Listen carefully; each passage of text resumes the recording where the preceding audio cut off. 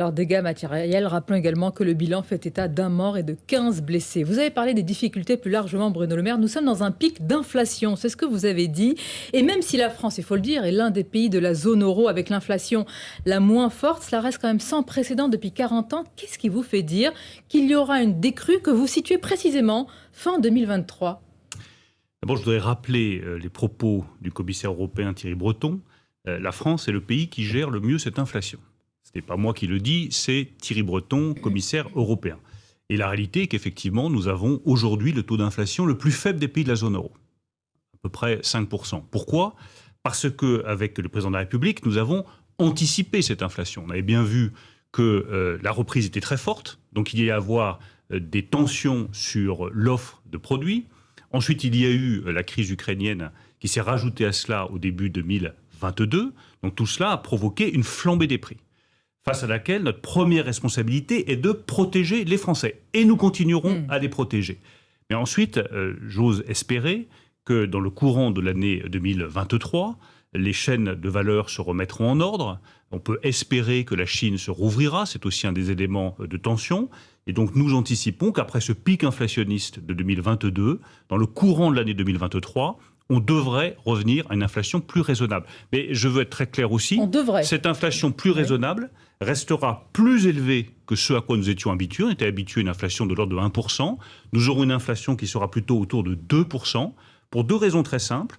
La première, c'est que la transition climatique coûte très cher et tire les prix vers le haut.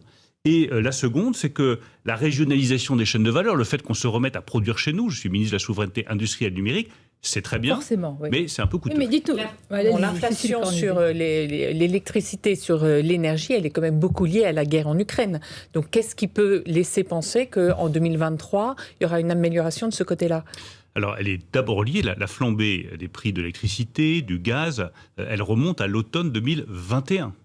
Et la France est le seul pays, sous autorité du président de la République et à l'époque de Jean Castex, à avoir dit attention, les prix de l'énergie vont fortement augmenter, donc il faut un bouclier tarifaire. Et nous l'avons mis en place à l'automne. C'est ce qui explique que nous ayons... de la guerre en Ukraine, c'est ça que la guerre en Ukraine, elle ne fait qu'accentuer un phénomène qui est plus profond.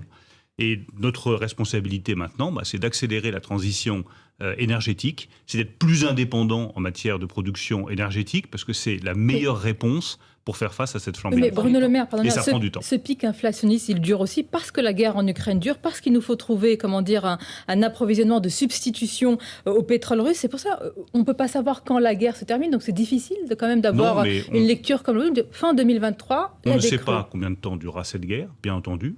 Elle peut s'inscrire dans la durée, le président de la République l'a dit à plusieurs reprises, mais nous allons d'un côté accélérer les investissements dans la transition énergétique. La loi de simplification qui est prévue pour les semaines qui suivront les élections législatives, elle vise justement à accélérer le déploiement des énergies renouvelables parce qu'on met beaucoup de temps, beaucoup trop de temps pour déployer par exemple des champs éoliens offshore. On va accélérer le déploiement de la transition énergétique.